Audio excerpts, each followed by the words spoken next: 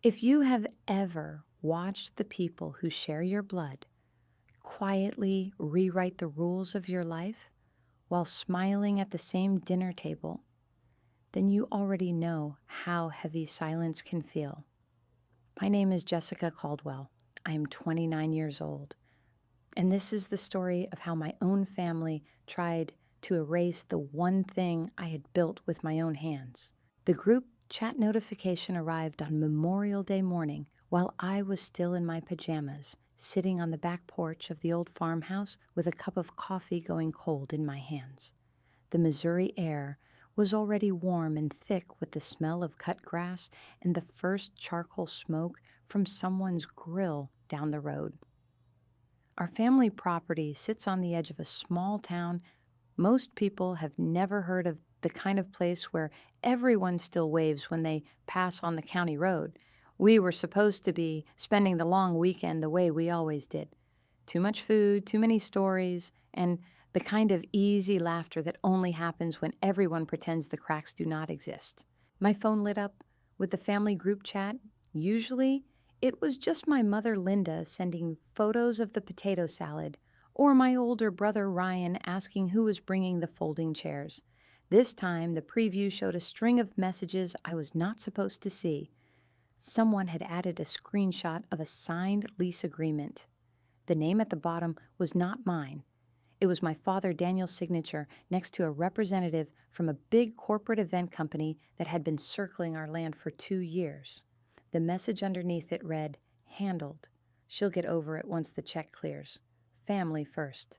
I read it twice before the words settled. My older brother had been the one pushing hardest for the lease.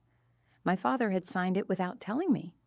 They had spent the last 6 months turning every other relative against the small event business I had built on the back pasture, telling them I was too stubborn, too idealistic, that the farm-to-table weddings and family reunions I hosted were not real money and were draining the property. The group chat was full of quiet agreement from aunts and uncles I had once trusted. They had all been convinced that removing me from the equation was the kindest thing for everyone. I set the phone face down on the porch railing and let the quiet wrap around me. The betrayal did not arrive with shouting. It arrived in a notification soft and ordinary, the way most permanent damage begins. I had started the business 3 years earlier, right after I moved back to help keep the property running. It was never supposed to be huge. I planned small, honest events, weddings under the oak trees, anniversary parties in the old barn I had restored with my own savings, seasonal farm dinners where people could taste what the land actually produced. I poured every extra dollar I had into it. The work felt like proof that I could create something lasting without needing anyone's permission. My older brother had called it Jessica's little hobby from the beginning. My father had nodded along, saying the land needed real income, the kind that came from leasing it out to someone who knew how to scale. They never asked what the business meant to me. They only saw the numbers they wanted to see. I was still sitting there when my mother stepped out onto the porch, carrying a tray of deviled eggs for the reunion spread. She took one look at my face and knew something had shifted. "Everything all right, honey?" She asked, her voice careful in the way it always got when she sensed trouble between her children and my father. I showed her the screenshot. She read it slowly, then set the tray down on the small table between us. For a long moment she did not speak. When she finally did, her words were soft, but they landed like stones. "Your father and Ryan have been under a lot of pressure with the farm accounts," she said. "They thought this was the best way to protect everyone, including you." I kept my voice even. "They signed a lease that gives a corporation the right to use the back pasture and the barn for the next 5 years. My contracts with local couples are already being canceled because the new company says they have exclusive rights. They did this without asking me, without even telling me." My mother's shoulders rose and fell in a small, tired sigh. Sometimes the people who love you have to make hard choices for the family as a whole. You have always been so independent, Jessica. Maybe this is their way of giving you room to do something else." I looked at her for a long moment. The deviled egg sat between us like a peace offering no one had asked for. I stood up, picked up my phone, and walked down the porch steps toward the old oak tree at the edge of the yard, the same tree where my grandfather used to sit and tell stories about how the land had been passed down always, with the quiet understanding that it would stay in the hands of the person who actually tended it. My older brother was already there talking with two of our cousins near the grill. When he saw me coming, his expression shifted into the easy smile he used whenever he wanted to smooth something over.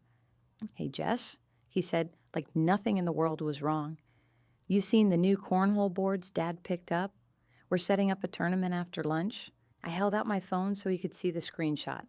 He glanced at it, then looked back at me with the same calm expression he had worn at every family meeting where my business was discussed and dismissed. "It's already done," he said quietly. "The papers are signed. The first payment cleared this morning. Dad and I talked it through for months. We knew you would fight it, so we made the decision that protects the property long term. You can still run small things on the front lawn if you want. No one is trying to take everything away from you." My father walked up behind him, then wiping his hands on a dish towel. He had the same steady, reasonable tone he always used when he was explaining why something that hurt me was actually for my own good. "Jessica, this land has taxes and upkeep that your weekend events were never going to cover. The corporation is offering steady money, real money. We can finally fix the roof on the barn and put something away for your mother's retirement. You have always been the creative one in the family. Maybe this frees you up to chase whatever you want somewhere else." I felt the old, familiar calm settle over me, the same calm that had carried me through every other time they had decided what was best without me. I did not raise my voice. I simply asked the question that had been sitting in my chest since the notification arrived. Did either of you ever consider that the business was not just about money for me, that it was the one place on this property that felt like mine? My older brother looked away first. My father held my gaze a second longer, then shook his head like I was still a child who did not understand how the world worked. "Sentiment does not pay the bills," he said. "Family does what it has to do." The words hung in the warm air between us. Somewhere in the distance, a lawnmower started up. Someone laughed near the house. The reunion was already beginning, and I was standing under the oak tree, realizing that the people I had trusted most had spent months turning every other relative against the one thing I had built. I turned and walked back toward the house without another word. My mother was still on the porch. She watched me pass, but did not try to stop me. I went inside, climbed the stairs to the small bedroom I always used during visits, and closed the door behind me. For a long time, I just sat on the edge of the bed phone, in my hands staring at the screenshot that had changed everything. The group chat kept pinging with new messages, relatives offering sympathy to my father and older brother, saying they had done the right thing, that I would come around eventually. No one asked how I was. No one asked what the business had actually meant to the couples who had trusted me with their most important days. I thought about the old photograph my grandfather had kept in the top drawer of the desk in the den. It showed him standing in the back pasture with his arm around a much younger version of my father.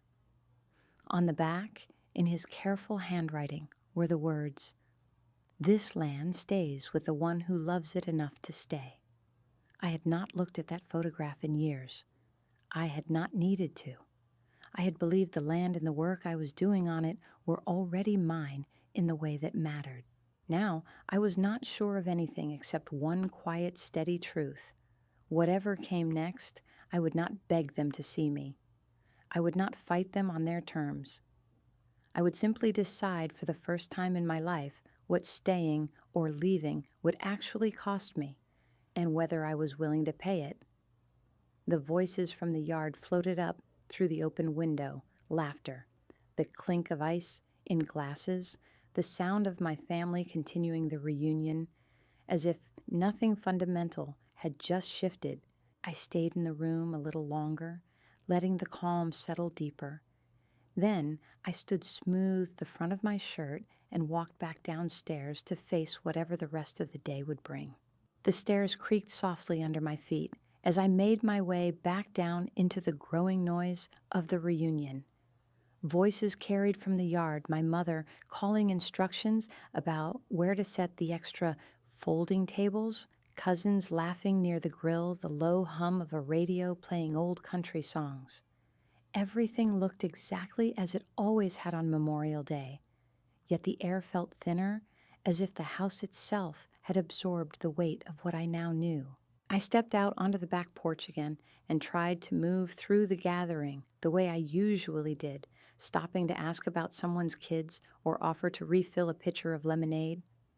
Most people answered politely, but their eyes slid away quickly. One of my cousins, a man a few years older than me named Tyler, gave me a tight smile and said he had heard things were complicated with the land right now. He did not ask how I was. He simply patted my shoulder like someone offering condolences at a funeral and moved on to join my older brother near the cornhole boards. My father stood by the big oak tree with a plate in his hand, talking with two uncles. When he noticed me watching, he raised his glass in a small, careful toast and kept talking. The message was clear, the decision had already been made, and the family had already chosen which side of it to stand on. I walked over to where my mother was arranging deviled eggs on a long folding table. She glanced up, her hands still moving among the paper plates.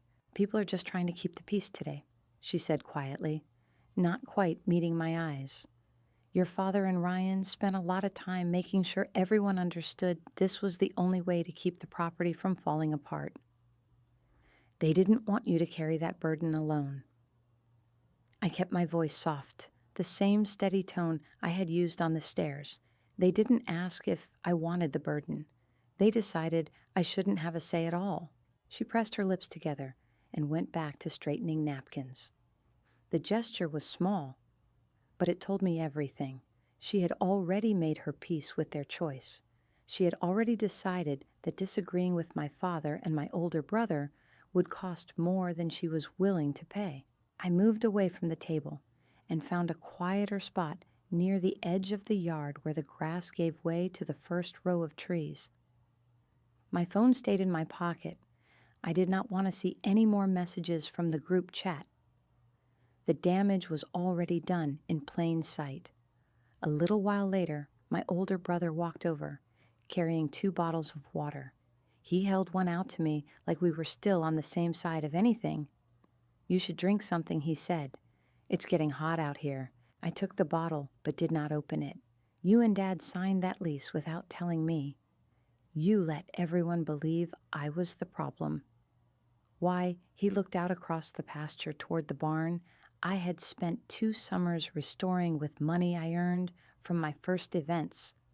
For a moment, his face softened, almost like he remembered the girl who used to follow him around, asking to help with the chores. "Because you were never going to agree," he said finally. "You would have fought it in every meeting, every phone call, every holiday. Dad and I both knew the farm needs steady income. Your events were nice, Jess, but they were never going to pay the taxes or fix the roof. This way, the money comes in whether the weather is good or not. Whether you show up or not." The words landed with the same quiet finality as the group chat screenshot.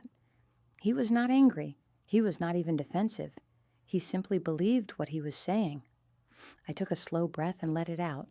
"So, you turned everyone against me to make the decision easier." My older brother shook his head. "We didn't turn anyone. We just told them the truth about the numbers. Most of them already saw it. They just didn't want to be the ones to say it out loud." Before I could answer, my father joined us. He carried the same steady expression he had worn on the porch earlier. The two of them stood side by side, a small wall of calm certainty. "We can still work something out for you," my father said. "Maybe a small percentage of the lease payments, or help finding another place to host your little gatherings. We're not trying to shut you out completely. We're trying to protect what belongs to all of us." I looked from my father to my older brother and back again. The sun was high now, and the smell of charcoal and cut grass hung heavy in the air. Somewhere behind us, someone cheered at a cornhole game. The reunion continued exactly as planned. "I built those gatherings on this land," I said, keeping my voice even. "I restored the barn with my own money. I have contracts with couples who trusted me. You didn't just sign a piece of paper. You took the ground out from under something I made." My father's jaw tightened for the first time. "That ground has been in this family for 3 generations. It doesn't belong to any one person's project." My older brother shifted his weight. "You can still use the front yard for small things. We already told the company that. They were reasonable about it." I felt the familiar calm settle deeper, the same one that had carried me through every other conversation where my work was treated as optional. I did not argue. I simply nodded once and walked away from them toward the old den at the back of the house. The room was quiet and smelled faintly of old paper and wood polish. I opened the top drawer of the desk where my grandfather used to keep his things. The photograph was still there, tucked under a stack of faded receipts. I pulled it out carefully. On the back, in his careful block, letters were the words I remembered. "This land stays with the one who loves it, enough to stay." I traced the handwriting with my fingertip. For the first time all day, something inside me shifted, not anger, but a quiet, clear decision forming. My phone buzzed with a text from an unfamiliar number. It was my Aunt Evelyn, the one who lived 2 hours away and rarely made it to these gatherings. The message was short. "Heard there's trouble at the farm. I'm on my way over. Bringing something from your grandfather's old box you need to see." I read it twice. Aunt Evelyn had not been part of the group chat. She had not been at the meetings where my father and my older brother explained why my business had to go. She was coming anyway. I slipped the photograph into my pocket and walked back outside. The reunion was in full swing now. Plates-filled music playing, children running between the tables. My mother stood near the dessert table, watching me with quiet concern. My father and my older brother had returned to their conversation with the uncles, their voices low and confident. I stayed on the edge of the yard for a while longer, letting the sounds wash over me. The decision I had felt forming in the den was still there, steady and unchanged. Whatever my Aunt Evelyn was bringing, whatever the photograph meant now, I would not let them decide the ending for me again. A car turned into the long driveway, dust rising behind it in the afternoon light. Aunt Evelyn's silver sedan pulled up near the fence. She stepped out carrying a small wooden box, the kind my grandfather used to keep important papers in. She scanned the yard until she found me, then started walking across the grass with the same unhurried pace she had always used. My father noticed her first. His expression changed just slightly. My older brother stopped talking mid-sentence. Aunt Evelyn reached me and set the box on the edge of an empty table. She looked at the gathering, at the careful smiles, at the way most people were suddenly very interested in their plates. "I got your text," she said to me, her voice carrying just enough for the nearest tables to hear. Figured it was time someone brought the rest of the story. She opened the box and lifted out an old envelope. Inside was another photograph, my grandfather standing in the same back pasture, but this time with his arm around a teenage version of me. On the back, in the same careful handwriting, were more words. "Jessica knows how to keep what matters. The rest of you remember that when I'm gone." The yard had gone quiet around us. My mother had stopped arranging desserts. My father and my older brother stood frozen near the oak tree. Aunt Evelyn held the photograph out so I could see it clearly, then looked past me toward the rest of the family. "Some of you already knew this existed," she said, her voice still calm. "Some of you chose not to remember." The yard stayed quiet for several long seconds after my Aunt Evelyn spoke. The photograph of my grandfather and me rested in her hand. The note on the back, clearly visible to anyone close enough to read it. My mother had frozen with a serving spoon halfway to a bowl of potato salad. Tyler, the cousin who had given me that pitying pat on the shoulder earlier, looked down at his plate. My father and my older brother stood near the oak tree, their easy confidence from moments before replaced by something tighter around the eyes. My older brother was the first to move. He crossed the grass with the same steady stride he always used when he wanted to take control of a situation. "Evelyn, this isn't the time or the place," he said, his voice low but carrying. "We're here to celebrate the holiday, not dig up old papers." Aunt Evelyn did not raise her voice. She simply held the photograph out toward him. "This isn't old papers, Ryan. This is your grandfather's handwriting. He wrote it the year before he died. He gave me a copy and asked me to keep it safe in case anyone ever tried to decide for Jessica what this land was supposed to mean." My father stepped forward, then his face settling back into the reasonable expression he wore whenever numbers were being discussed. "The lease is already signed, and the money has already moved. Whatever that note says, it doesn't change legal documents. We did what was necessary for the family's future." I felt the calm I had been holding all day settle even deeper. I took the photograph from my aunt's hand and looked at it for a moment. The younger version of myself standing beside my grandfather in the pasture I had later restored. Then I slipped it into my pocket and turned to face both of them. "We can go inside and talk about this properly," I said. My voice stayed soft. "Or we can stand here while everyone watches. Either way, I'm not leaving until I understand exactly what you did and why you felt entitled to do it." My mother set the spoon down and wiped her hands on a napkin. She looked at my father, then at my older brother, then at me. For the first time that day, she did not offer an excuse. She simply said, "Maybe the porch would be better." We moved to the wide wooden porch at the back of the house. The sounds of the reunion continued behind us, laughter, the clink of dishes, children running, but they felt distant now. My Aunt Evelyn stayed close, the wooden box still in her hands. My mother followed, but stood a little apart, arms crossed loosely over her chest. My father spoke first once we were settled. The corporation offered terms we couldn't turn down. Steady payments, maintenance covered no risk to us. Your events were never going to bring in that kind of security. We protected the asset. My older brother nodded. "We tried to include you in the conversations last year, Jess. You kept saying the land needed to stay personal. Personal doesn't pay property taxes or keep the roof from leaking. We made the call you weren't willing to make." I let the words sit for a moment before I answered. "You didn't make a call. You removed me from the decision entirely. You told the rest of the family I was difficult and unrealistic so they would agree without asking questions. You canceled contracts I had already signed with people who trusted me. That isn't protection. That is sabotage dressed up as family duty." My father's mouth tightened. "You're being dramatic. The front yard is still available for small gatherings.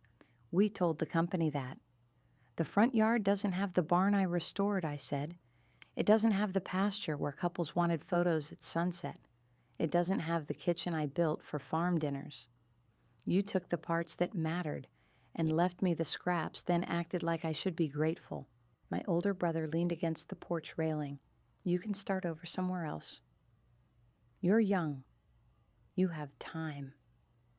The calm inside me did not waver, but something else shifted into place, a clear line I had not drawn before. I looked at both of them, then at my mother, then at my Aunt Evelyn. "I'm not going to fight the lease in court," I said.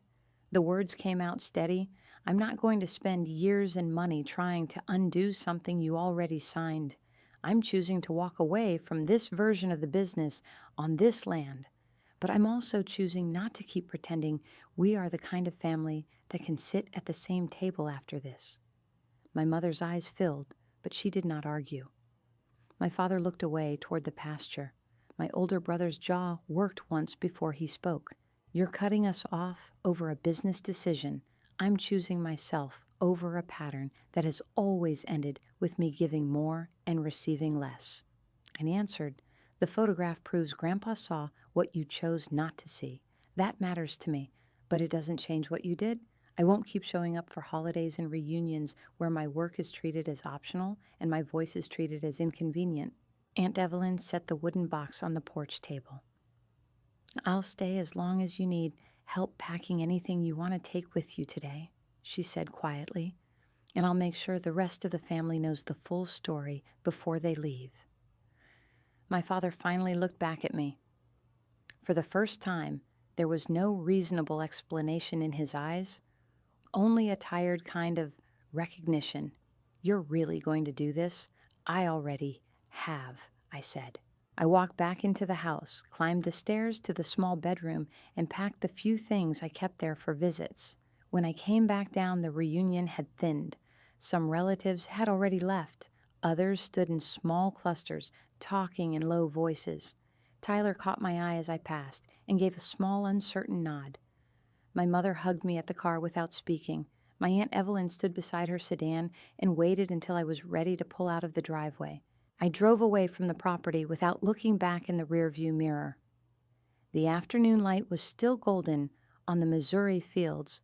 I kept both hands on the wheel and let the quiet fill the car. 2 weeks later, I signed a short-term lease on a small plot of land closer to town. It had no barn, no oak trees, no history tied to anyone else's expectations. I started over with smaller events, intimate dinners, elopement packages, one-day workshops for people who wanted to learn how to host their own gatherings. The income was modest. The work felt clean. My father called once. My older brother sent a text. I answered both with the same short message: I needed space and would reach out when I was ready. I have not been ready yet. The group chat went silent after Aunt Evelyn shared the photograph and the note with the rest of the family. Some relatives sent quiet messages of support. Others stayed silent. The family dynamic shifted permanently that Memorial Day, not with dramatic explosions, but with the quiet recognition that the old way of deciding for me no longer worked. I still think about the land sometimes, especially on warm evenings when the light hits the fields a certain way. The corporation's events happen there now. I do not drive past. The choice I made was painful.